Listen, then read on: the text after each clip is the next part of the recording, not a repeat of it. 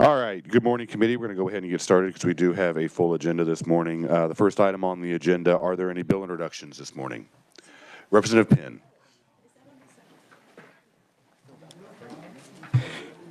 Good morning, Mr. Chairman, Madam Vice Chair, and Madam Ranking Member. Representative Penn from House 85th District would like to introduce a bill, and the RS number is 25 RS 1625. Again, that is 25 RS 1625. This is an act making and concerning appropriations for the fiscal year ending in June 30th, 2026 for the State Historical Society to issue a scope statement, plan the work to be accomplished, and issue a request for proposals for a master plan for the Quindaro Ruins Archaeological Park in Wyandotte County, Kansas, and to implement such a master plan. After close consultation with the family of our late Representative Marvin Robinson, this was one of the things that he was quite intent on bringing to fruition. So the families asked that we try to, at least if we can't with budgetary constraints, action at this particular year, at least generate and start the conversation. All right. Thank you, Representative Penn. For the bill introduction, is there a motion to accept the bill introduction? Representative Williams makes a motion, seconded by Representative Estes. Those in favor of the bill introduction, say aye. Aye. Opposed? All right. Bill is introduced. Thank you, Representative Penn. Any further bill introductions this morning? All right, seeing none, we're going to go ahead and move on to the first item. I do have to apologize. I have to step out for page pictures for a few minutes, so I'll be back in a little bit. But we're going to have an informational hearing on Make My Move, and this is a relocation initiative. So I'll ask that Ben Lito, Vice President of Enterprise Sales for Make My Move, to address the committee. Welcome, Mr. Lito. Yeah, thank you, Mr. Chairman. Thank you, committee members, for giving me the opportunity. My name is Ben Lado with Make My Move, and I'm here to request a $3 million appropriation to the Treasurer's office for the purpose of administering a grant program for community grants for communities to utilize for a targeted talent recruitment program to administer and create. So Make My Move, we are an online marketplace that enables communities to essentially productize their assets in their community in the purpose of marketing and attracting talent and workforce. You know, all of our communities across the country, we have more jobs than we do workers, and talent and human capital and ingenuity that they bring is important to all of our communities to thrive. And so what we have done is we have created a marketplace that allows communities to do so. And the purpose of the grant funding would enable communities that are looking to grow their population base and their talent and workforce to do so. I can get into the details. Essentially, we're from Indiana. We, if you're familiar with the company called Angie's List, we started that and grew that company, and this has sort of got the band back together, but it takes the same premises. It's consumer marketing. We focus on move-ready talent, people that are actively looking to relocate somewhere and find a community that fits their lifestyle and what they're ultimately looking to do. We help make that. We help communities organize themselves, leverage data and technology on the back end to facilitate those transactions and conversions. In the state of Indiana, when we were doing this, we got notice with the Indiana Economic Development Corporation. Like us, they thought of it as economic development, especially when you're attracting people that bring a job with them. Not only are you transporting a job into that local economy, but you're also bringing the consumer spending and the family and the people that come with that. And so they have helped us with the community grant formulation. And through that, we've been able to recruit essentially over 780 households. These are households that brought a job with them. The average salary of those jobs, $122,000. On 50% of the time, they're bringing a trailing spouse or a significant other, of which 50% of those folks actually take employment inside that local economy. So you're bank shotting, addressing workforce shortages.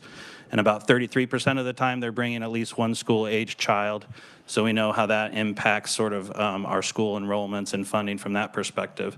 That and also just the consumer spending. So if you think about it, now you have, not only did you import a new job and a family, but that family is now spending their money inside your local economy, doctors, dentists, mechanics, housing, et cetera. So we think of it as economic development. We were fortunate that Indiana agreed with that. They created a grant funding program because they wanted to see this scale.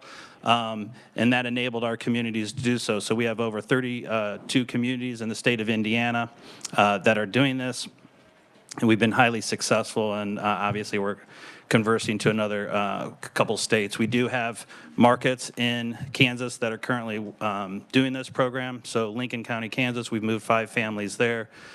We have a program with through the Innovation Center in Northwest Kansas. We just stood up a program in Neodesha about 60 days ago, and about 30 days ago, one in Reno and Hutchinson. So I think we've moved a total of 11 families to Kansas already. That's 23 new people. I think the average salary of the folks that we've recruited is around $93,000. And so we would obviously, there's high demand. We talk to communities all the time that this is a need of theirs. They want to do this. Unfortunately, like anything, resource constraints are challenging for them to get started. It is something new.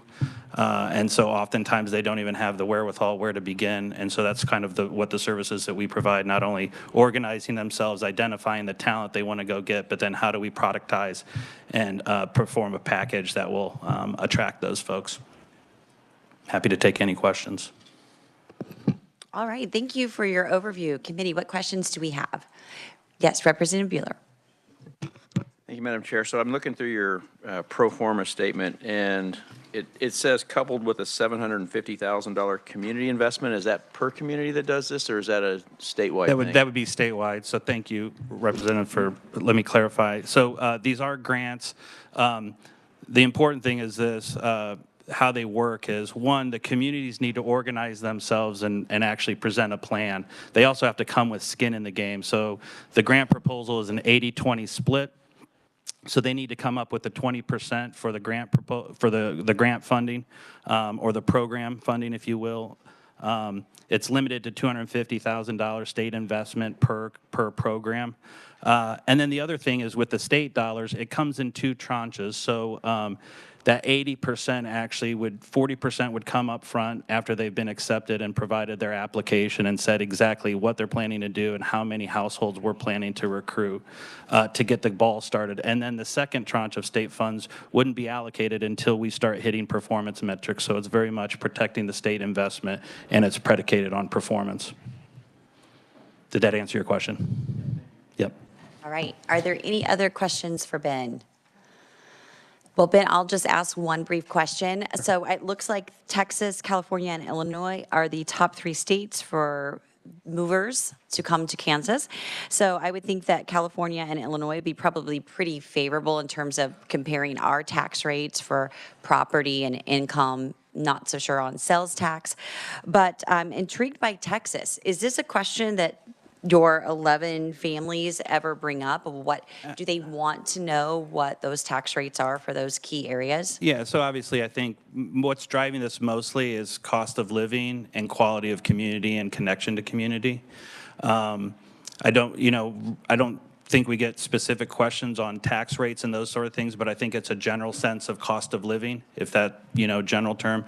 But that is a main driver. In Texas, part of that is obviously it's a no income tax state, and in Indiana, we've seen a lot of folks come from Florida and Texas, which has been surprising because of that. But what you're also seeing is different fees, right? So insurance in Florida is becoming untenable. You have folks that are having premiums that equal a mortgage payment, and just becoming housing is a challenge. In Texas, it's actually population. They're coming into place where just owning a home is untenable, the cost, the overcrowdedness. And so we're starting to see folks that are looking at.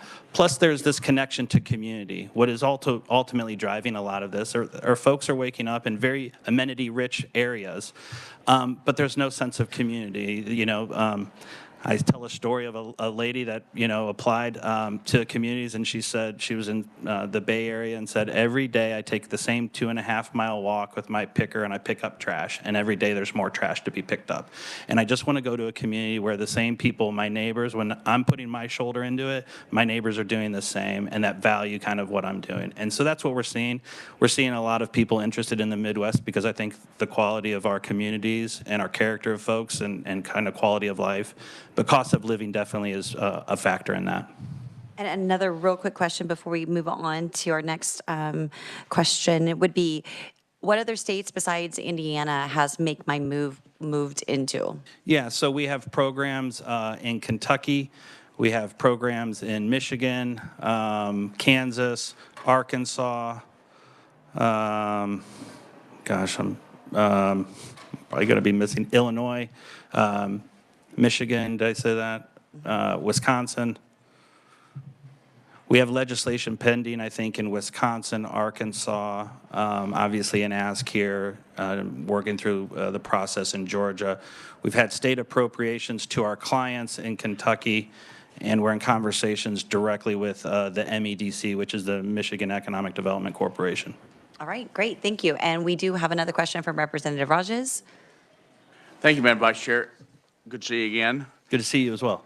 So after we talked a little bit yesterday, walk me through the process of a community wants to do this. What's the turnaround? Because I was talking with my wife about this, and I probably after a long day, I couldn't explain it right. But, you know, just all those many of our communities, we're dealing with housing issues. We're dealing with we're dealing with a number of issues. So do you, does a community can't just write you a check and say, all right, we're on board. How long is the vetting process, and is it a mutual agreed to? Yeah. So the communities understand and kind of, can you walk through that process? Yep, absolutely. So there's a long sort of sales cycle, if you will, for what we do, because ultimately the communities, if they are not engaged and organized, this does not work. I tell folks all the time, no one is going to move to Kansas. They move to communities within Kansas. And so oftentimes what we're talking, you know, mayors appreciate this and understand this program. They also have a lot of other things they're doing and normally don't have the resources and time to dedicate to this. But you have to build a coalition. So oftentimes we're talking to our mayors, our chambers, our economic development folks, our foundational folks, and you're trying to get a group of stakeholders that say, yes, not only do we need to do this as a community, but we're going to dedicate resources to this, both in human capital, meaning people that are going to help recruit, so we call them local champions that will assemble. But then ultimately, what is the package? Like, what are we going to be offering communities? For instance, in Lincoln, it is, when you move to town, the local football team unmoves your van. So when the school folks heard about this, they're like, well, we can't give you money, but we can help. Our football team will help unmove you. Maryland will give you tea time at the general store and tell you about the history of Lincoln. There's a farmer that gives you farm fresh eggs, a dozen farm fresh eggs every week for a year. Those sort of things. So you kind of get all these different people that can bring their talents and treasure or whatever it may be to the thing. Then we identify who are we going to go target, and how many of those folks do we want to target. And when we do that, then we understand the economics. We have the unit economics of how many people we're going to need to get applied to Lincoln and then work them through for the conversion rate. So then we can sit there and say, for 10 families, it's going to cost us X. And then in this case, if this grant program were in existence, we would go apply for the grant program. We'd obviously need the community not only organized, at this point they've done that, but have they secured the funding for their 20% and come to the state and say, here's Lincoln, they're ready to go. They want to move people to Lincoln and to Kansas. Can you guys help facilitate this program? They apply, they tell you exactly how many we're going to move. We're going to move 10 people. We start doing the marketing and the work. We start recruiting people. We start moving people. And when we get 5, we'll come back to you and get that second tranche of dollars. And ideally, there will be enough there. So when they sit there and go, oh my gosh, we're doing this, we might want to do like 10 next year. We're in a position to come back to you guys and say, here are the results we did with the money, and here's what we'll try to do across these communities. Just quick follow-up. Okay. And if this program is, in a sense, housed at State Treasurer's office, who from the state's going to administer it? I mean, is it just, have we got that far? Well, how other states do it? In the state of Indiana, it's the IEDC. Here we are envisioning the treasurer's office. They would allocate that. We would be reporting, our communities and we would be reporting back to the treasurer's office and to this body the results that are occurring. And the communities, obviously the communities are there's going to be an application process. They have to submit not only what the program's going to look like, what the cost is, the breakdown of those costs, and the targeted number of folks we're going to relocate, and then we'll also show you the ROI. And then at the end of the program, you'll see, did we hit our number or not? Very good. Thank you. All right, thank you very much. All right, committee. All right, one more question, Representative Francis. Thank you, Madam Chair. So Other than providing people that are looking to relocate, do you provide any training for these communities, any guidance for them to help set up their coalition in the most efficient way? Yeah, I mean, part of that is understanding, like anything, when we go into a community, we're trying to find, the folks that are of influence that can essentially bring people to the table and that are aligned in the sense of this community wants to do this work. Some communities, you get there quicker than others, and some communities, quite frankly, you never get there. And so that's part of the process. That's why we like the grant funding formula and the way that this is structured, because the dollars that you're going to deploy are only going to go to the communities that actually have to do the work to sit there. It's one thing to say, yeah, we want people to come here and we're a welcoming community. It's a completely different thing to organize yourself around it, develop a program and a strategy, go get your local resources aligned to deploy to that strategy, and then come ask the state to help. All right. Once again, thank you, Ben, for being here today and sharing you, with Madam us Chair. about your Appreciate your program. time. All right. Committee, we're going to go ahead and move on to our next informational hearing. We have KC 2026 World Cup. We have Lindsay Douglas, Director of Integrated Operations, who will provide us an overview. Welcome.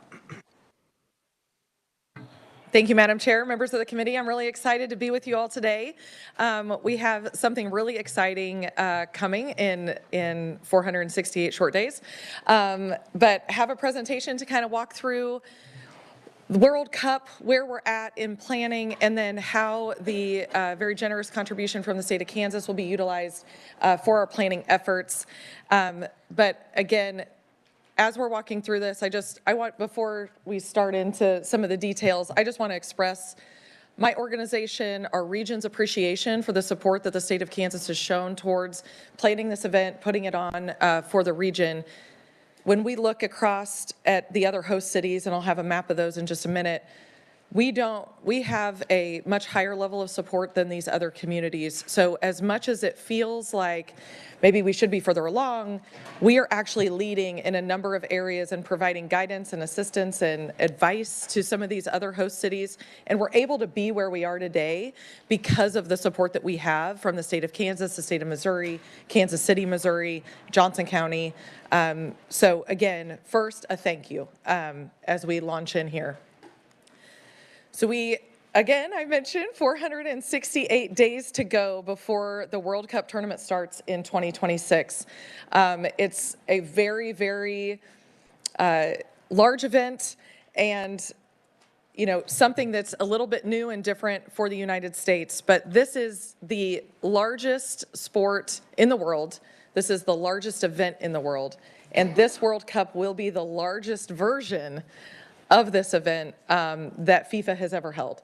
So we know that about half of the world's population will tune in to watch a match during World Cup. So this really has the opportunity to put Kansas City and our region on the map, really at the world stage. And we're really, really excited about that. This is a bit of an eye chart, but this is the overall schedule. I did bring my laminated copy that I bring with me all the time in case anybody wants to look at that. I can send it around. But it shows, oh, am I not allowed to do that? Oh. Okay, sorry about that. This is the overall match schedule. It shows Kansas City is there in the green section. You guys have that in your copies as well. But it shows kind of the layout of the overall tournament, the duration, and how we're able to accommodate 48 teams competing in this 2026 World Cup. This is our match schedule. I think last year during the appropriations process and the discussions around this, I don't think we knew that we were going to get 6 matches. That is huge. When we put in the bid from the region, we were going to be really, really happy if we were able to get 4 matches for our region. We were able to get 6, and one of those is a quarterfinal. When we think about the importance of that quarterfinal, the teams that typically make it that far in the tournament have very large fan bases that travel with the team. So that's huge for the economic development opportunity for our region. It also is huge for the opportunity to provide base camps and host teams at our exceptional facilities in the region as well. We are doing this and putting on our planning. We, of course, have the FIFA expectations and our FIFA agreements and all of that. But really, our board, in partnership, has identified our purpose is really how do we put our region forward. So yes, we have to fulfill those FIFA requirements, but how we do that and the opportunity that this presents, we have to make sure we're doing that with a very Kansas City region focus. And when I talk about region, I'm not just talking about the metropolitan area. I think we do that a lot when we talk about Kansas City. When I talk about our region, I talk about the Midwest. I talk about the whole state of Kansas, the whole state of Missouri. When international visitors coming, they're wanting that Americana. So when we talk about how we are going to deliver this tournament for the state, we want to deliver Kansas City magic. What does that mean? That means when you step off a plane, when you get off a bus, when you're getting off Amtrak, you know where you are. You know you're in the Midwest. You know we're going to have that sort of Midwest hospitality. We want you to smell barbecue at the airport, right? All of those things are really, really important for people to know where they are and to start a relationship with our community. We want to rise on the world stage. We want everybody to know about Kansas City. I think even in our planning conversations, we're getting phone calls from New York, New Jersey asking us about who we're using to help us with transportation planning. How are we planning for safety and security on our bus system? Seattle's calling us, Miami is calling us, and we're the smallest community of the host cities. So it's really great, again, with your support that we've been able to advance our planning, that people are turning to us for help. And then we want to leave a lasting legacy. We don't want this to be a flash in the pan for the region. We really want, with that rising on the world stage, exposing international visitors to Kansas City, we want that to leave a lasting impact. We want visitors to come back, to visit things that they weren't able to fit into their trip. We want the community to benefit overall. So that's very important in all of our planning. These are the World Cup host cities. As you can see, Kansas City stands out. So if you're a team looking to base camp, if you're a visitor and you're going to come and stay for almost 10 days, you're looking at this map and thinking, okay, if my team's playing in Vancouver and then maybe is going to play in Miami, where can I be so that I'm not having to travel and eat up as much of my time traveling? We think Kansas City being right in the middle, a 3.5-hour flight, I think is the furthest to any of the other host cities, is very, very attractive for international visitors as well as teams that'll be playing in the tournament. And the economic opportunity. We know and are expecting and believe this is even a little bit conservative that we will have about 650,000 visitors coming to the area. Unlike maybe some of the other major cities that are hosting, the population point that I refer to as the population of Kansas City, Missouri is 509,000. So we are going to feel the impact of those visitors in our region, and it's going to be great. Thinking about who will be here, obviously there's going to be lots of FIFA, hospitality, international dignitaries. We know, depending on the teams that are playing, different fan bases that are going to travel to see those teams as well. And then we're going to have a lot of ticketed fans in our 65 to 70,000 seats at Arrowhead. But there are going to be a lot more that are non-ticketed. People that are just coming to be part of the World Cup in our community, attending Fan Festival, and just being around the World Cup to experience the tournament, even if they don't have a ticket. And we estimate the regional impact, again, this is direct spend, to be about $653 million. That has a lot to do with hotel stays, food and beverage while they're in town, and then we have some of the direct jobs supported with those expenditures. Again, the direct event impacts, those are direct spend. So there's, as you can imagine, secondary, tertiary impacts of those dollars going into the economy as well. And this is a new travel profile. We got this from FIFA in January. We're expecting about 54% of the visitors to be international for the matches in the United States. The age profile is interesting there. Again, the 9.7 days is going to be the average stay. So we know we're going to have people in our region and they're going to be staying and they're going to have a lot of interest in doing things outside of Fan Festival one day, maybe attending a match or two. There's going to be lots of opportunity for other tourist activities and other visits around the region to other events as well. One interesting point I want to make here, in case you hadn't already identified, 68% of these visitors will have a credit or debit card. That makes us we're a little confused. How do you get here if you don't have a debit card, if you're an international visitor? So thinking about how we need to accommodate for that with both language challenges. If people are cash only and we have a cashless stadium, how are we going to help them convert their cash into a method of payment that would be accepted at the stadium? So just like one little thumbnail of different planning challenges that we have with the profile of the folks that'll be coming. One thing that I know we've identified as an opportunity are the base camp locations that we have in the region. We have 3 total in the region. Sporting Kansas City's training facility at Compass Minerals is one. Rock Chalk Park in Lawrence is another. And then the Currents training facility in Riverside, Missouri is our 3rd, in no particular order.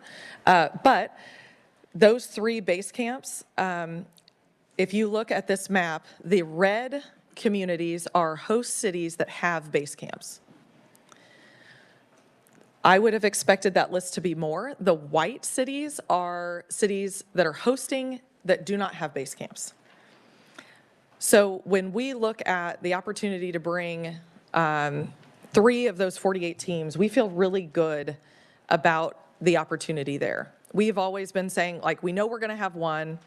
2 would be fantastic. 3 would be extraordinary.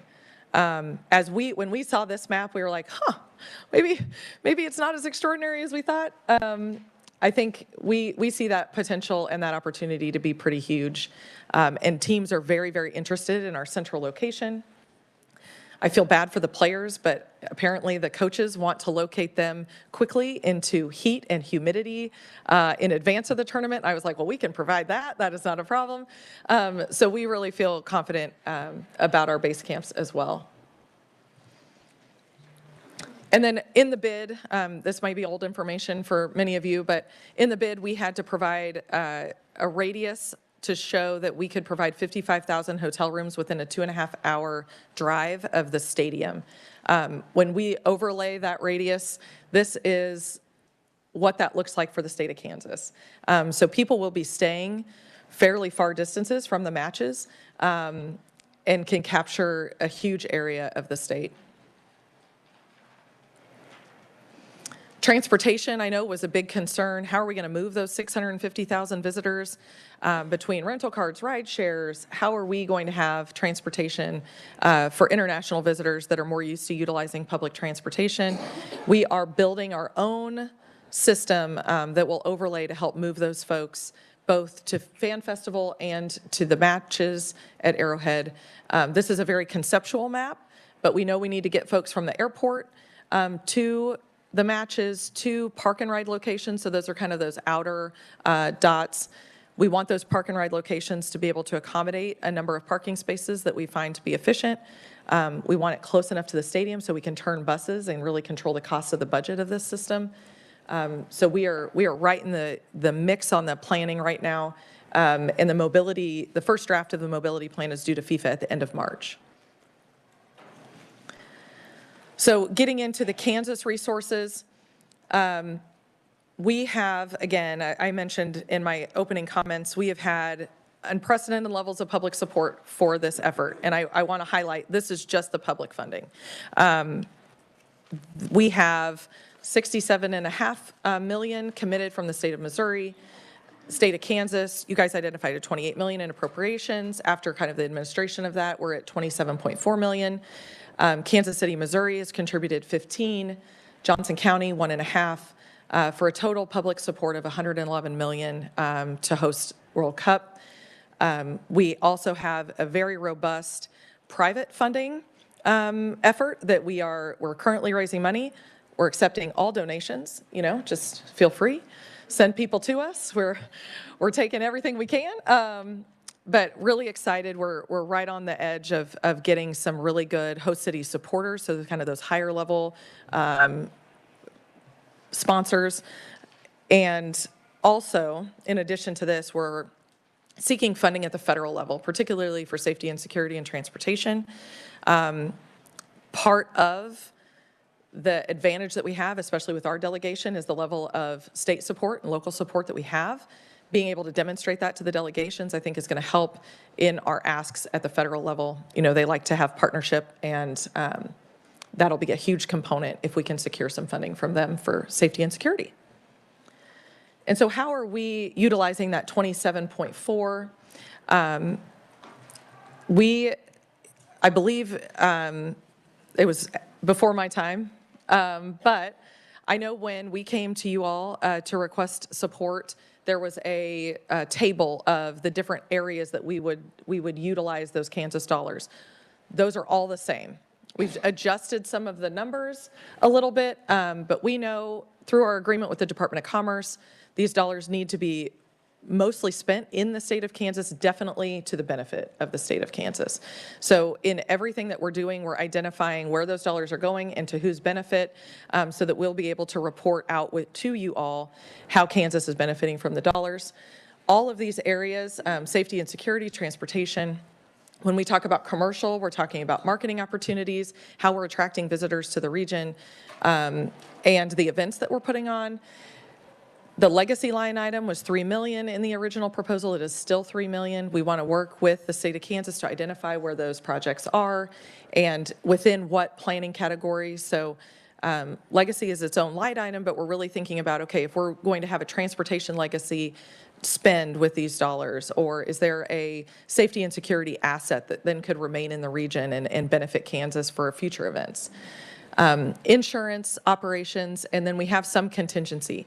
That contingency, I believe, started at $2 million in their original proposal to you all. That is now down to 1.5. So again, as we get closer and closer and our plans become more solidified, those contingencies go away, similar to transportation projects, right? And then our agreement with the Department of Commerce was finalized. We have not requested a disbursement of those funds yet. We finalized that agreement with the Department of Commerce this week. So we anticipate getting our first disbursement soon. But yeah, that's kind of where we're at with that. And then I do have a couple of links. If anybody's not signed up for newsletters, want to be sure that you know the resources that are available on the KC 2026 website. We're funneling lots of business opportunities. We'll be posting RFPs. Again, as we're ramping up and starting to acquire things, prepare for events, all our spend is going to ramp up. So as far as drawing down those dollars, you're going to see that start to happen pretty dramatically with reporting, of course. And then we want to make sure the businesses in the region are aware of those opportunities, so we're really engaging the local business community. Of course, we're on social media as well. So please follow us. Lots of exciting stuff coming. Our Sonic ID, I didn't ever know what those words meant until now in this role, but we'll have our own, when you think of a sporting event and there's a lead-in in a community, that music that you hear as they're going to that community is the Sonic ID. Never knew that before, but that'll be getting launched here really soon in March. And we're just really excited about all the things to come this year with year-out events. Final draw will be in December.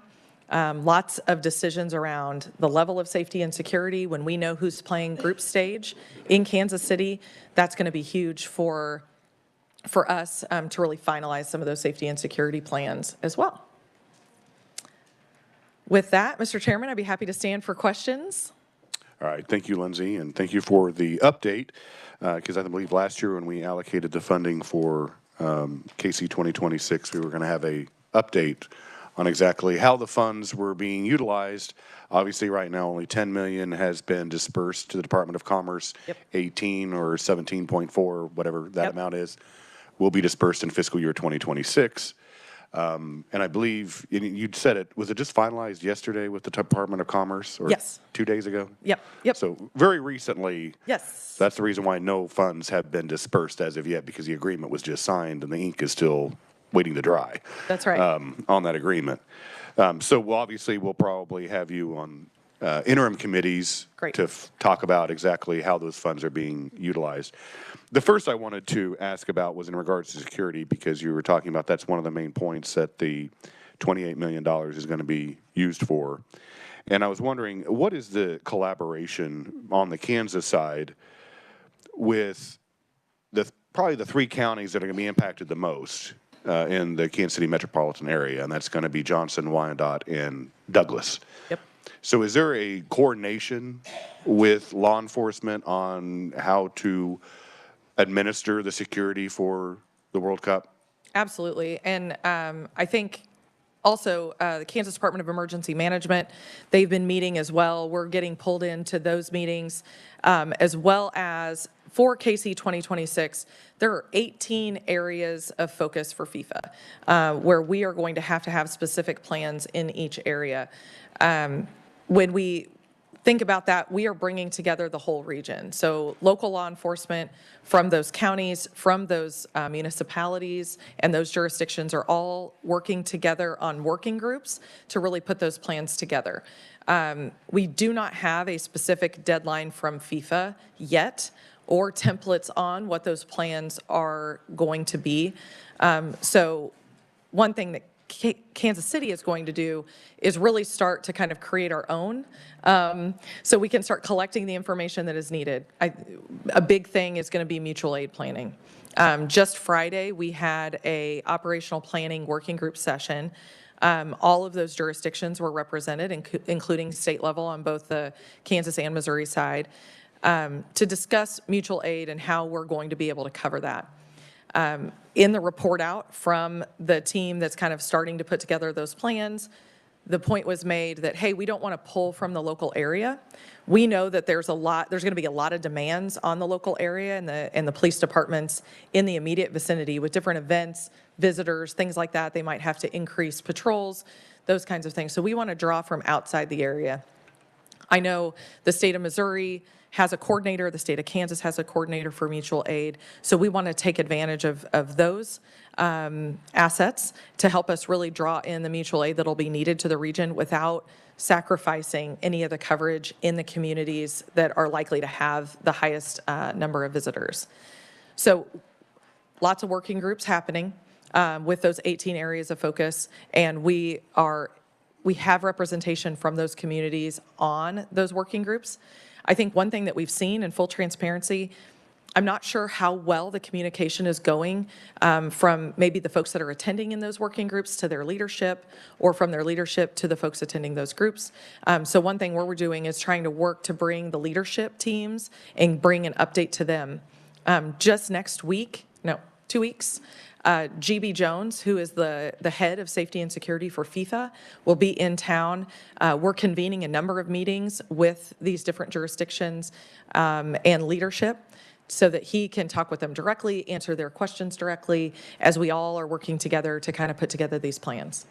Right, thank you. So the next question I have is regards to transportation. So you mentioned that larger cities have been contacting KC 2026 in regards to, I would say, how you're going to be handling the transportation within the region, which I find kind of strange because some of the cities you mentioned have a much more robust mass transit system than Kansas City does, or even the region. So I'm kind of perplexed as to why they're asking about what the initiative here is in this region. But in regards to transportation, so I look at, I believe it's slide 13, and we have this 250-mile radius. So first, my question would be, let's say somebody is staying in Omaha. Are we going to provide transportation to get them from Omaha to Kansas City using the Kansas dollars?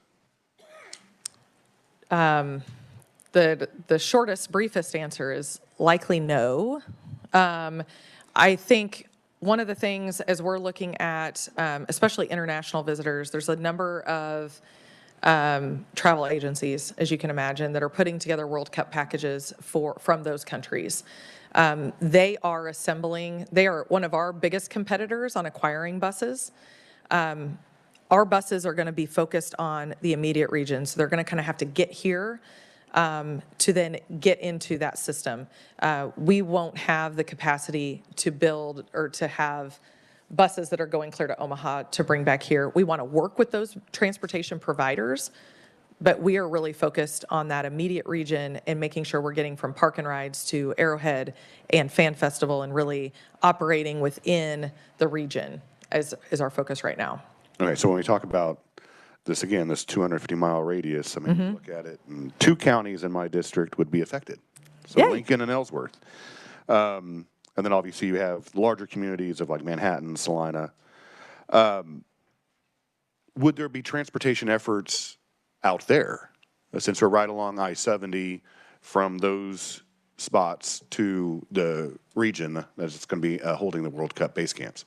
So one thing that we're doing as part of the planning, so I don't want to get too far out over my skis ahead of the transportation planning group, but one thing that we have done is send out a survey and ask communities, what events are you planning? What transportation services are you planning for? We have heard from a number of communities that are thinking about if they host their own park and ride, or they have their own location that they want to bring people in. Maybe they're going to utilize school buses. Lots of communities are getting really creative on how they're going to attract people to their community and then get them interacting. So we're trying to collect information on who's planning those things so that it can interrelate with the system that we're setting up. So if Salina is going to want to bring people in on buses, how can we make sure that there's capacity at Fan Festival in our bus parking area to accommodate buses that are not included in our system? Same thing at Arrowhead. We want to make sure we've got bus spots for people that are bringing folks that way. So it's all sort of still in the works. I do not anticipate KC 2026 hosting a park and ride in Salina, but we definitely want to understand how people in that community, if the community is planning something and trying to bring people to their community, are they planning any kind of transportation service? So all of those conversations are still happening. Okay. All right. Thank you. Well, and the reason why I asked that is because I have an independently owned hotel in Wilson.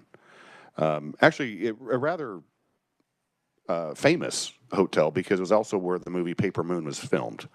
In that hotel, it's called the Midland, and it's independently owned. And I had talked to the owner, and she has reached out, and I believe there is a registry out there for hotels. Is there not? Yes. And I believe she is on it. So I'm coordinating and discussing with her. So that was my next question is about the registry for hotels. Does that registry also include VRBOs, or is that just hotels? So for the bid, FIFA has a registry for hotels that they are utilizing. Kansas City, we've stood up our business opportunity form that you can select what services you're providing. The Convention and Visitors Bureau, there's lots of efforts in that space as well where people are trying to connect with Convention and Visitors Bureaus, with some of these international travel agencies to understand where hotels are and that kind of thing too. So yes. And then the second part of your question after the registry, I'm sorry. The VRBOs. Oh, VRBOs, yes, okay. So in the bid, we did not utilize VRBO, Airbnbs. Those are not part of that 55,000 hotel rooms. So we know that there's going to be increased demand. We also know that there's a lot of difference of opinion on communities that are accepting of those or not accepting of those. So we have not factored VRBOs or Airbnbs into our accommodations planning. We want to know where clusters of those exist from a park and ride perspective. But as far as factoring those in or including those, we are not involved in helping to facilitate that at this point. Okay. I saw some more questions, but I'll go ahead and open it up for others. Representative Francis. Thanks for your testimony, Lindsay, and it's good to see you again. Good to see you. Can you tell me again where the 3 base camps are? And then is there a limit to how many teams can use a base camp? Yeah, so each team, right now, there's a brochure of 50 locations, 48 teams. So we have 3, Lawrence, Sporting's facility in KCK, and then Current's training facility in Riverside, Missouri. There will only be 1 team that is able to utilize that facility. There's a hotel, FIFA has paired a hotel with each of those training facilities. The way FIFA, and this is evolving, just yesterday we were on a call and they like to change the game on us, keep us on our toes.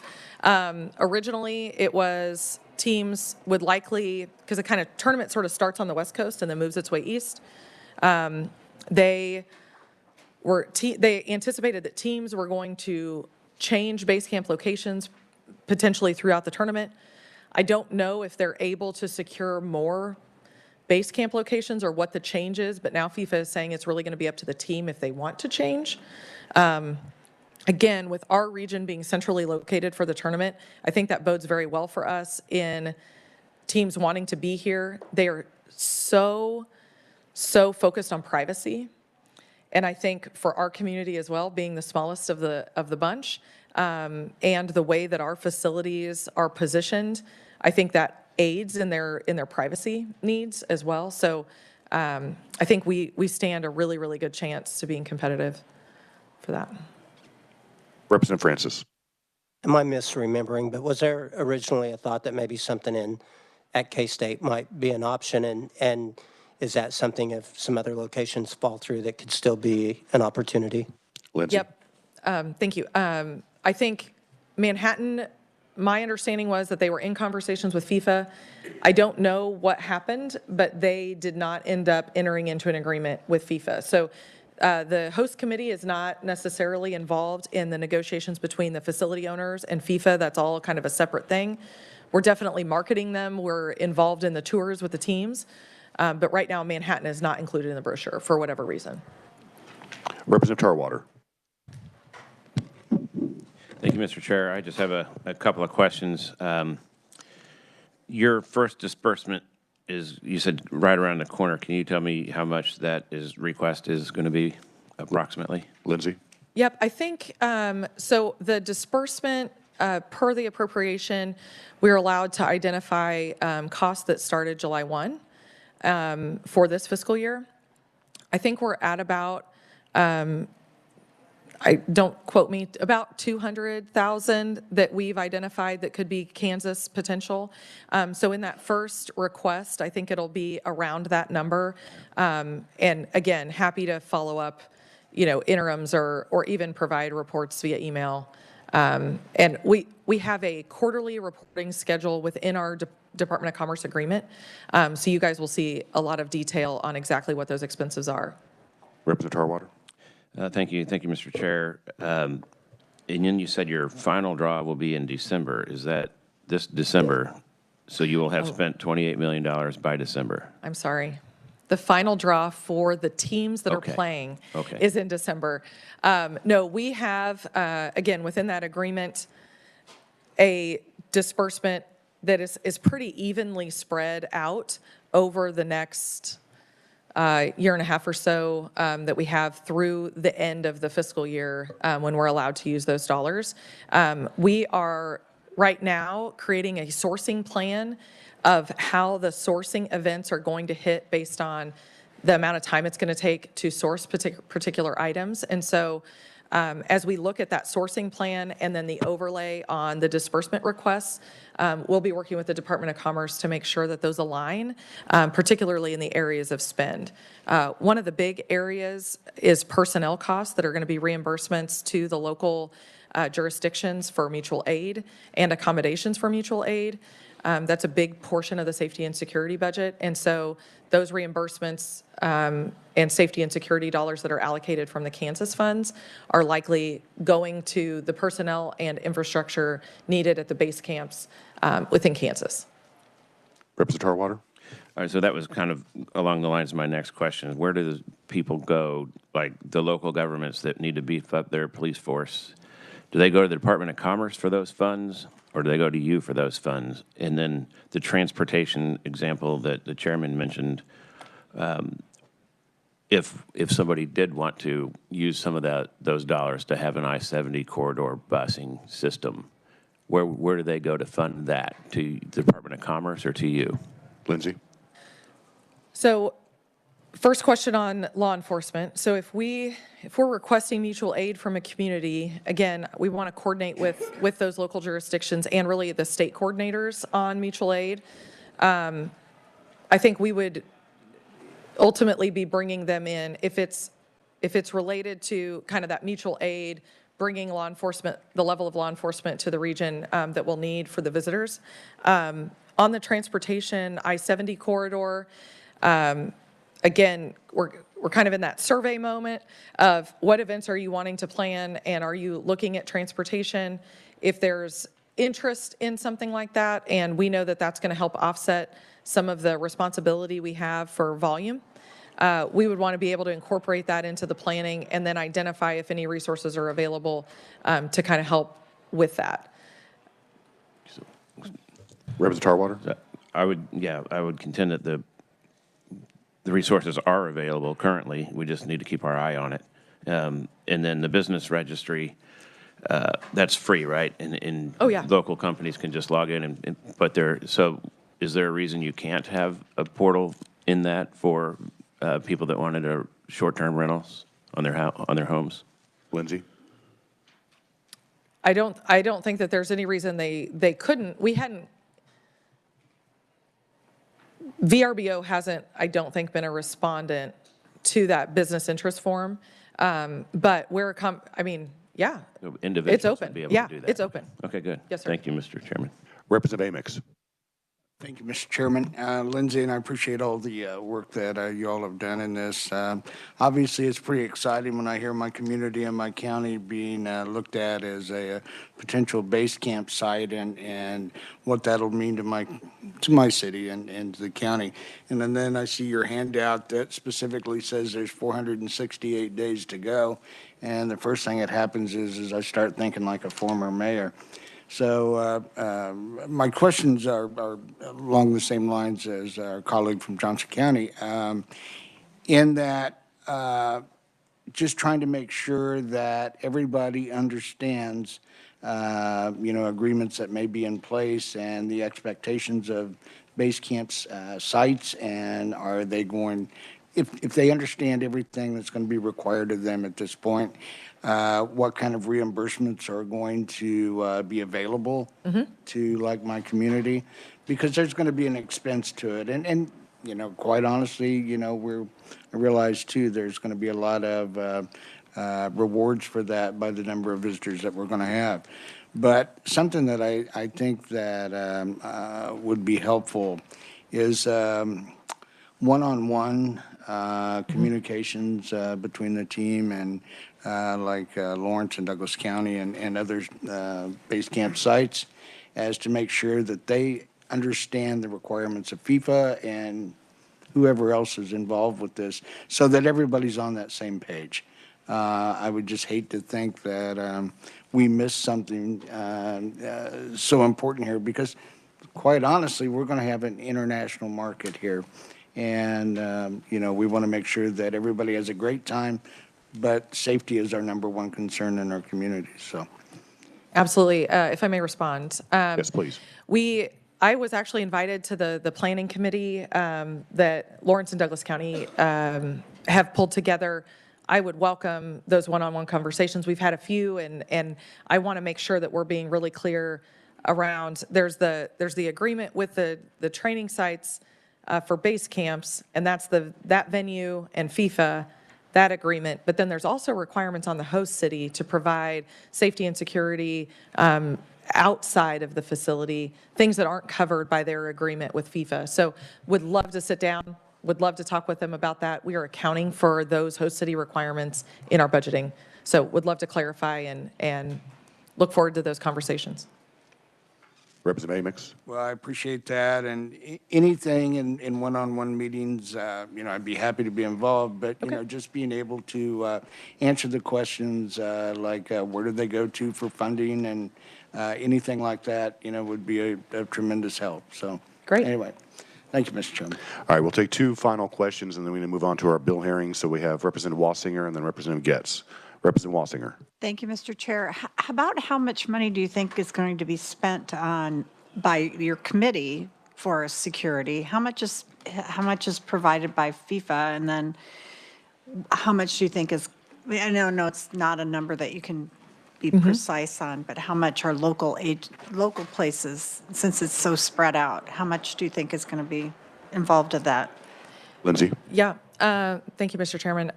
We have, safety and security is the largest portion of our budget. We have a fair amount of contingency in that because we're still waiting, and we will probably until December when we know who the teams are that are playing. As you can imagine, if we have Switzerland playing, that's a very different story than maybe a conflict country or countries that we need to have some additional accounting for. I've talked with England. They're very concerned about the amount of drinking that their fans do. So, it's going to be interesting depending on the teams that are playing here. But that portion of our budget is pretty substantial. The Kansas portion that we have attributed to safety and security is 3.75 of that 28 million. We're thinking about the base camp costs. We're thinking about park and ride, security, other items that are really happening in Kansas for that security spend. The overall is, we're still kind of conceptualizing, but we've got a really big ask into the federal government. So right now, the host cities have a collective $625 million request into the feds. Of that, $59 million is for Kansas City. And that's all in cost of mutual aid, infrastructure, magnetometers, tasers that we may need for law enforcement, kind of everything all in. Thank you, Mr. Chair. And Representative Getz. Thank you, Mr. Chairman. Very quickly, so I'm way out in western part of the state, a few of us in here, and, people who are not going to, communities that are not going to be able to go to the match, and a lot of people are not actually going to be in the stadium, but the viewing permissions for large groups or watch parties, I think is kind of the tag that they're being called. Is that something that gets coordinated through you or through FIFA? And if a community wants to use their large conference center to have a family style watch party for anybody who wants to come, ours is a hotel, casino, and convention center kind of all in one that we're kind of eyeballing for something like that. What would be a little bit of the process for helping that happen? Lindsay. Great, thank you, Mr. Chair. FIFA is with their commercial partners. So right now it's Telemundo and Fox. They have those viewing rights, and so they are working to provide guidance. As we get that guidance, we want to share that out. I would also say that KC 2026 is an organization. We're still working on the planning of what it's going to look like to be able to support activations in other areas of the state. So we know about a huge youth soccer program in Dodge City. There's a huge soccer fan collective there. And so making sure that we're helping that area of the state, other communities that may not make it to World War I Museum to go to Fan Fest, make them feel World Cup, be a part of it. So we're planning that too. So I think we've been messaging that to the Convention and Visitors Bureau. Hopefully your communities, representatives are on those calls so that we can kind of cascade that information, but happy to connect offline as well to make sure I have the right contacts to include them in that communication stream. All right, well, thank you, Lindsay, for being here, and I'm sure as time progresses, we'll be generating more questions as things develop in regards to the World Cup and KC 2026. But thank you for being here and giving us an update. Thank you, Mr. Chairman. All right, committee, we're going to go ahead, and I'm going to open the hearing on House Bill 2237. And so for a bill brief on House Bill 2237, I'd invite Jill Walters, the First Assistant Revisor with the Office of the Revisor of Statutes, to give us an update. Good morning, Jill. Good morning, Mr. Chairman and members of the committee. House Bill 2237 authorizes hiring, recruitment, and retention bonuses for state agencies. Those bonuses would be limited to $10,000. And then the bill does some other things I'll go through in the brief with you. Currently, KSA 753705 has an employee award and recognition program. It authorizes monetary or non-monetary awards, and non-monetary awards would be something like a medal award, luncheon, or public recognition by the House or Senate.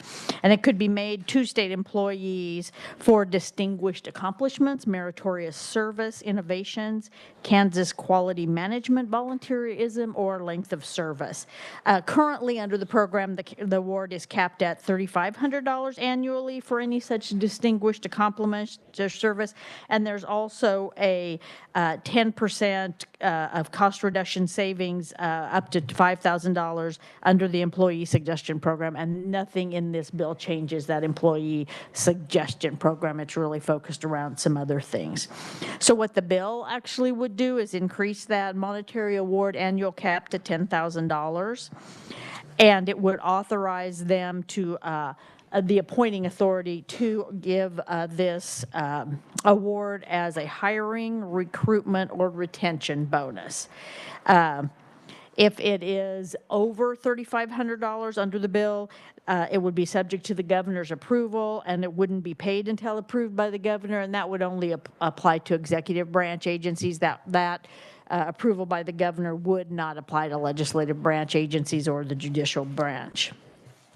The Department of Administration currently doesn't have any rules and regs for the program and doesn't see any need for them. So what the bill actually repeals the authority for any rules and regs that could have been adopted under the current law. The Department of Administration has oversight of the program and clarifies that the oversight is for the executive branch agencies, not the judicial branch and the legislative branch, because obviously we have that little separation of powers issues that might come up. Under current law, a person that's elected or appointed to a state agency position is not allowed to receive a monetary award, and the bill does change that. It removes appointed persons, and so an appointed person could receive a monetary award. Finally, the bill requires each state agency to annually, on August 1st, submit to the Secretary of Administration of a report on the monetary awards and each category of award or bonuses, and then the total amount expended in the previous fiscal year. And then the Secretary of Administration is required to take all that information and put it in a report that goes to the House, to you members, House Committee on Appropriations and Senate Committee on Ways and Means. And I might just point out that that information would also include if the legislature or the judicial branch gave bonuses. That compilation of that information would also go into that report that you would receive. So you would be notified of those bonuses if they were given in any way. So I'd be pleased to stand for questions. All right, thank you, Jill, and thank you for correcting me because I said they were on the House bill number 2237. I said 2337. Now, this is very similar to a bill that we heard last year, correct? Yes, sir. Yes, sir. Basically the same language, same premise. Exactly just a the different same language, bill sir. number. Yes, sir. Yeah, because it would have died last year. Okay, and then also this is from existing funds within the agencies, is that correct? Correct, sir. There are no funding mechanisms for this. All right. Committee, any questions for Jill? Representative Williams. Thank you, Mr. Chair. So when we look at the appointing authority that's already in existing law, who would that generally be? Would that be the secretary? Yes, ma'am. Jill. And, okay, and I'll hold my other questions for conferee. Okay. Any other questions for Jill in regards to House Bill 2237? All right. See none? Thank you, Jill. We'll go ahead and move into proponent testimony. And as I mentioned with Jill, this is very similar. Actually, it is exactly the same bill that we heard last year. And we do have, I believe, 5 individuals that wishes to appear in person. We do have your written testimony, so if you could just have an abridged version in your verbal testimony, keep it to a few minutes so we can get through everybody.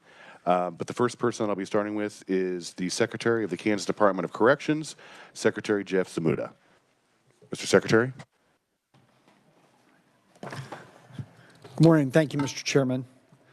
Jeff Smoot and I serve as the Secretary for Kansas Department of Corrections, and I appreciate Mr. Chairman, members of the committee giving me the opportunity to present testimony in support of House Bill 2237, which puts forth changes to statute regarding recognition and bonuses for state employees. Thank you. If passed, this bill would provide agencies with additional tools to assist with the retention of our current employees while also creating opportunities and greater flexibility to better ability to recruit new employees for the agency and compete with other entities, all while providing accountability and oversight to safeguard against potential abuses. Having greater flexibility in terms of bonuses to attract individuals to work in a correctional environment would enhance our ability to recruit the right candidates to fill our positions, particularly in circumstances such as we've experienced the past couple years in the very tight labor market that we saw. A number of other state correctional systems have effectively utilized bonuses in recent years to attract new employees and incentivize those employees remaining with the agency.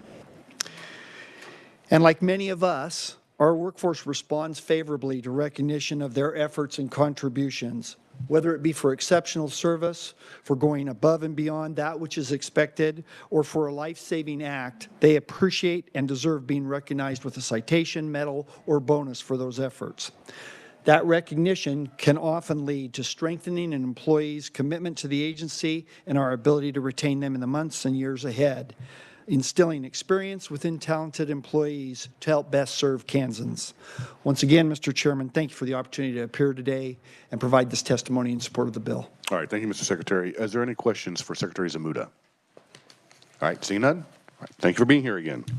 The next, I have the State Hospital Commissioner for the Kansas Department of Aging and Disability Services, Dr. Mike Dixon. Welcome to committee.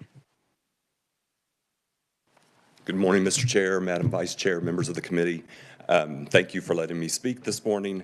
The state hospitals, all four of them, over the last year, you guys have granted us permission to pilot this. So we've been doing it since the 1st of July, and the outcomes really have been great. I have Dr. Dinkle and Ashley Byram, the superintendent of LSH and OSH, here this morning to talk about what they have seen on the ground, and I can either stand for questions or I could turn it over to them.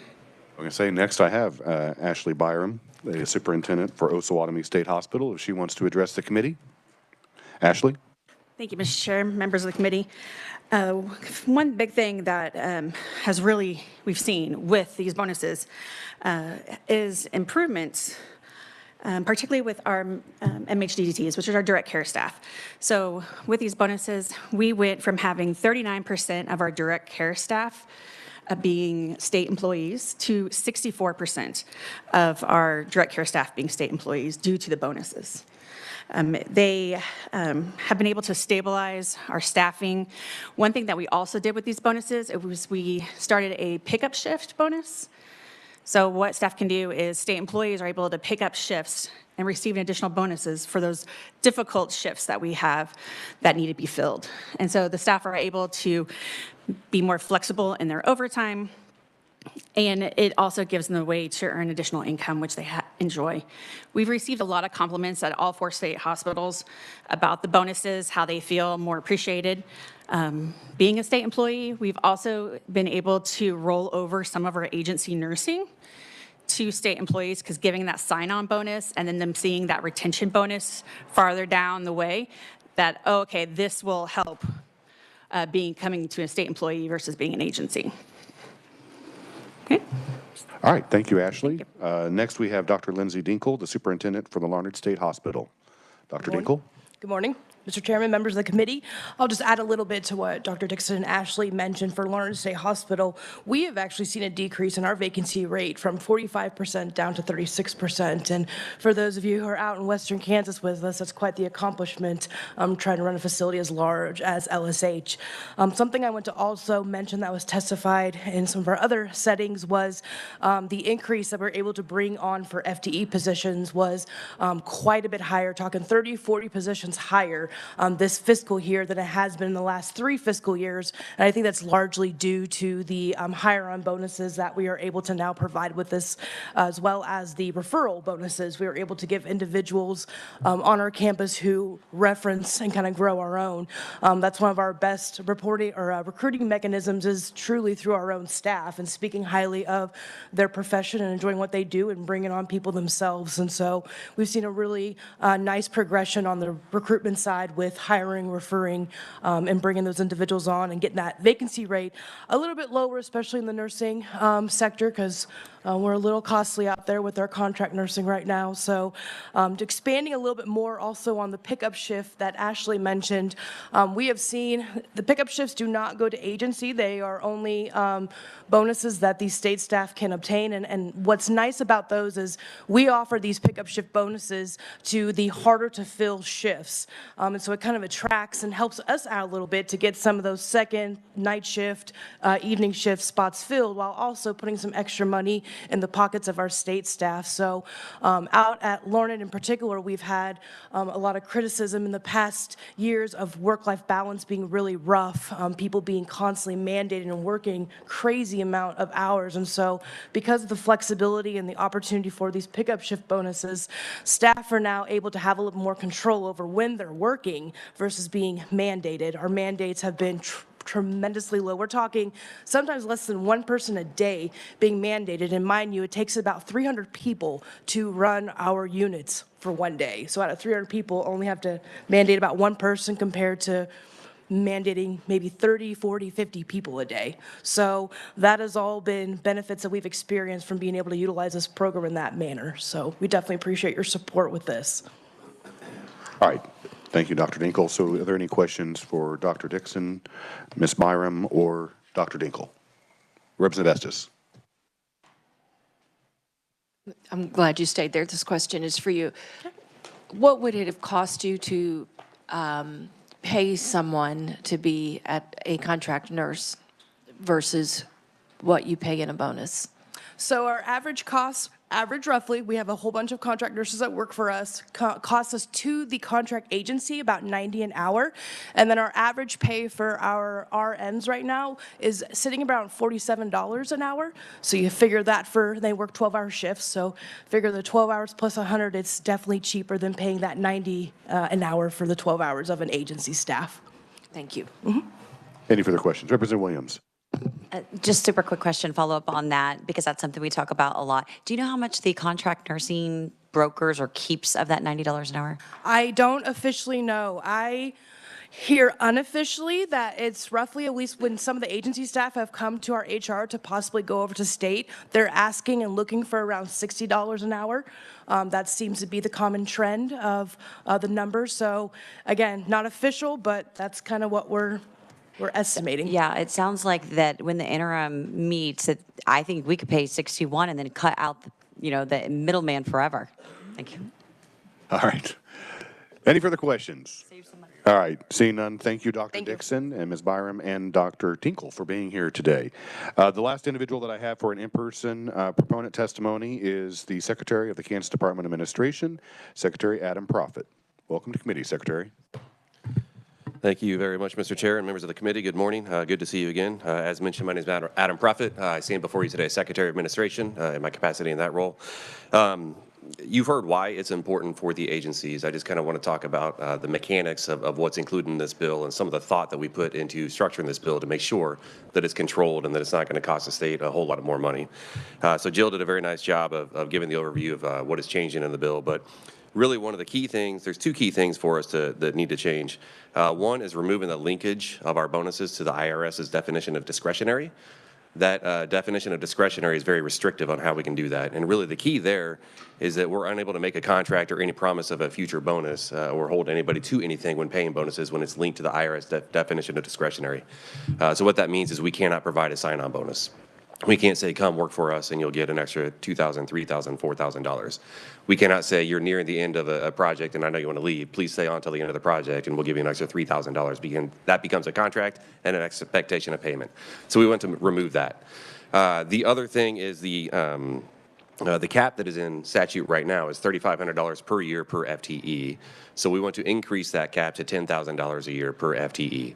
I want to be crystal clear that the expectation is not that we pay $10,000 per FTE for every bonus, but it just provides us a little bit more flexibility for the different types of positions, different types of bonuses, and it becomes another tool in a recruiting and retention toolbox.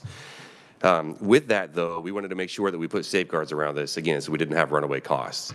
So the first line of defense, if you will, is ensuring that any bonus paid over $3,500, which is what is in statute right now, is requiring the actual signature of the governor.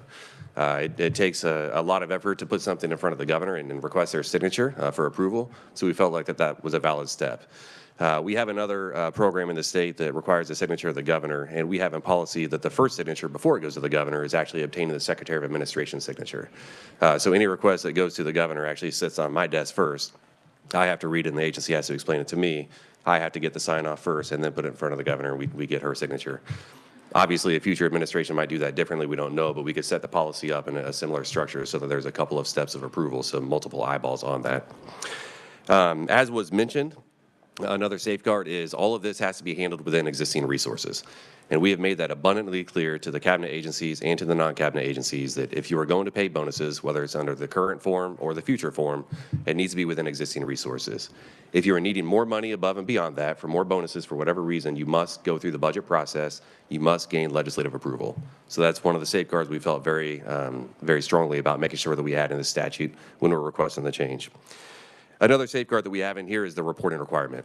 Right now, there is no reporting requirement on bonuses. Agencies can stay under the $3,500 cap per FTE per year, pay as many as they need to within existing resources, and it effectively goes nowhere. So we put a reporting requirement such that at the end of every year, every agency is required to submit to the Secretary of Administration all of the bonuses and the details on the bonuses that were paid. Once that information is made available to the Secretary then submits a report to the House Committee on Appropriations and the Senate Committee on Ways and Means.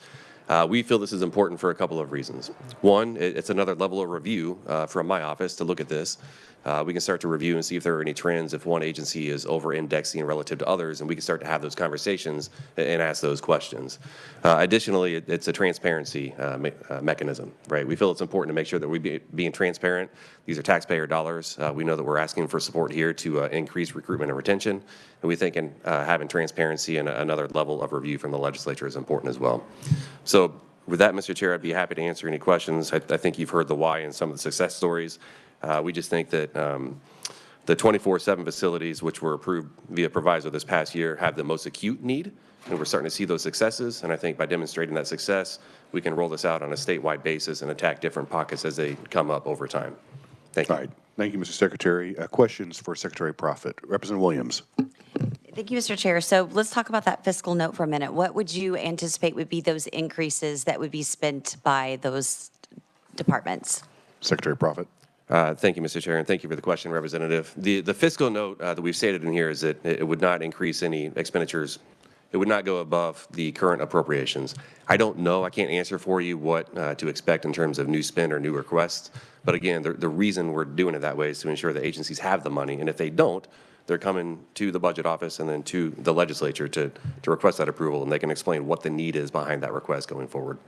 Representative Williams. Thank you, Mr. Chair. So would you be able, just for an educational purpose, would you be able to provide a report to the chairman that actually outlines, for example, where these awards previously, let's say we could take fiscal year 2025 or 2024 and find out how many awards, what the total fiscal impact within their budgets. I understand that we are allocating it. However, we also did a reduction in funded FTEs from our budget. So I'm curious how that mirrors or matches or corresponds to these additional dollars being given to awards.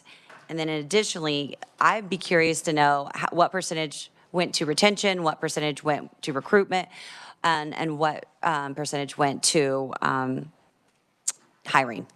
Would that be possible? And by department, so we kind of understand what's the pattern. Secretary Proffitt. Thank you, Mr. Chair, and thank you for the question. I actually had my team pull this data yesterday, and I reviewed it, and exactly as you said, I have department down the side or agency down the side, and then across the top, the number of bonuses paid, the number of employees that received a bonus, and the dollar amount of said bonus, and that's fiscal year 25 to date. Fiscal year 25 will not have recruitment or retention, it's just total bonuses. As we move forward into the new reporting period, assuming this passes, we will break it down by the type of bonuses. I can tell you high level, and I'll provide this information to KLRD so they can share with the committee. If you exclude the 24/7 facilities, because they're on a different program right now, fiscal year to date, we've spent in the neighborhood of $600,000 across all agencies, and about half of that is concentrated in one agency that would be outside of the purview of Secretary of Administration. It'd be under a different agency. Representative Williams. Thank you, Mr. Chair, for the indulgence. Last final question. You know, this looks like and appears to be a great idea, right, for your departments. I'm just curious if you would recommend maybe the school districts do the same similar practice. They have $1.3 billion in cash, you know, carryovers for operational expenses. I don't think there would be anything that would preclude them from doing something like this. Would that be correct? And would you recommend to them do the same thing for their employees? Secretary Prophet. If I can have one moment, please. Yeah. Wanted to verify. So Department of Education, as you know, is under a different, you know, a branch, not branch, but arm, so to speak. So they don't actually roll through Department of Administration.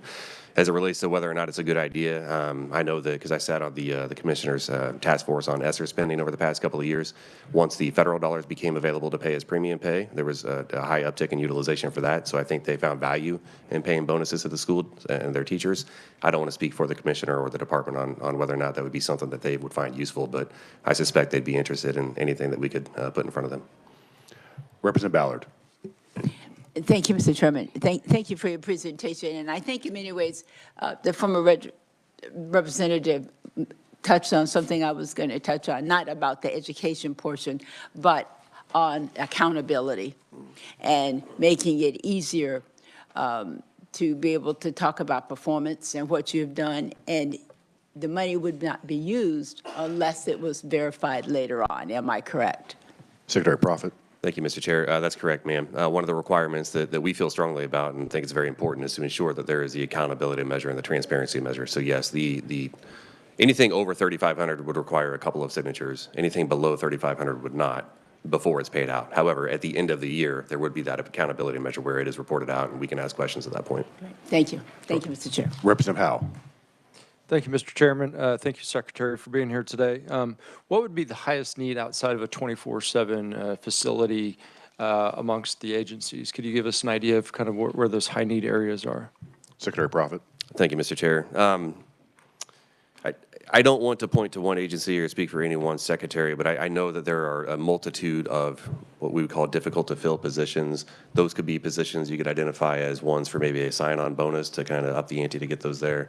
I know in the past, KDOT had some issues with some of the snow and ice removal and the EOs, the equipment operators. I think we've addressed that issue quite a bit over the past couple of years. It's probably not as an acute of a need anymore. We have some professions that are more difficult to fill, some highly skilled, highly educated professions that it might help with if we have a salary gap as compared to the private sector. Representative Howe. Thank you, Mr. Chair. But could you give us any indication of maybe, you know, is it public safety, you know, highway patrol with, you know, the average age of a patrolman getting up there and you know, getting new classes, or is it something else in public safety or some other area? Could you give us any indication of a priority the administration would have? Secretary Prophet. Thank you, Mr. Chair, and thank you for the question. Unfortunately, I don't think I can give you a list of priority agencies. I'd be happy to go back and pull the agencies and bring that information back. I think really our intent here is to open this up so that agencies, as they have priorities over time, and those priorities are going to shift over time, right, depending on where we're at in hiring cycles and the labor market, either have intention or slack. But it's just to give everybody the opportunity for the tool. What I don't envision happening, and I wouldn't candidly want to see happen, is it just becomes broadly utilized all the time and we're machine gunning the problem, right? I think it needs to be thoughtful and we need to have real reason behind what we're doing and a strategy of what we're trying to accomplish. This just provides another tool and a pathway to get there. All right. See no other questions, Secretary. Thank you for your testimony. Thank you, Mr. Chair. Committee, you will also notice that there is written testimony from the Secretary of Labor, Amber Schultz, Secretary of Transportation, Calvin Reed, the Workforce Development Director from the Kansas Department of Health and Environment, the Chief Information Technology Officer, from the Kansas Office of Information Technology Services and from the Secretary of Department of Children and Families, Secretary Laura Howard. I'm not seeing any other proponent testimony in regards to House Bill 2237. If you would like to appear as a proponent, here's your chance. All right, we'll move on. The only two neutral testimony that I have is the Executive Director for the Kansas State Board of Healing Arts and the Secretary of the Kansas Department of Agriculture. So if there's anybody that wishes to present to the committee in regards to opponent or neutral testimony, now would be your opportunity. All right, seeing none, I will close the hearing on House Bill 2237. We will now open up the hearing on Senate Bill 125.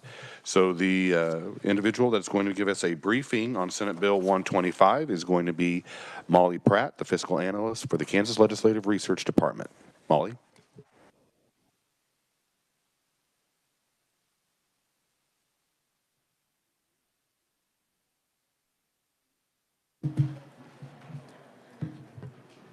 May I proceed? Yes, proceed.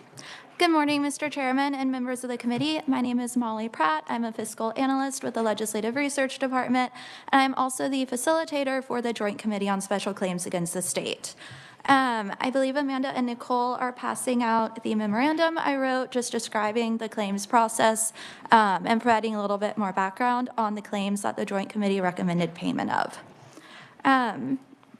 For those of you who do not know, the Joint Committee meets approximately 4 times each interim to hear claims against the state that cannot lawfully be paid by state agencies other than by an act of appropriation. The Joint Committee also has the authority to review claims for motor fuel tax refunds, though no claims of this nature were submitted to the Department of Revenue by the statutory deadline. From November 1st, 2023 through October 31st, 2024, the Legislative Research Department received and processed over 120 potential claims, 63 of which met statutory guidelines to be heard by the Joint Committee. Of these, 57 were brought against the Kansas Department of Corrections or correctional facilities. Ultimately, the Joint Committee recommended payment of 5 claims totaling $6,430 in fiscal year 2024. All claims are directed to be paid from existing resources, so Senate Bill 125 would not increase total state expenditures in the current fiscal year. Section 2 of the bill directs payment of $230 SGF in fiscal year 2025 from the Department of Corrections for payment of 4 claims. Specifically, the Joint Committee recommends 2 payments from the Hutchinson Correctional Facility operating account. $50 would go to Perry Esley for property missing from his cell after it was left unlocked, and $30 would go to Kendall Goldstein for missing items that were being stored by the facility. The Joint Committee also recommends payment of $50 from the Larned State Correctional Facility operating account for Franklin Harrison, who alleges that the facility sent his New Balance tennis shoes to the wrong address.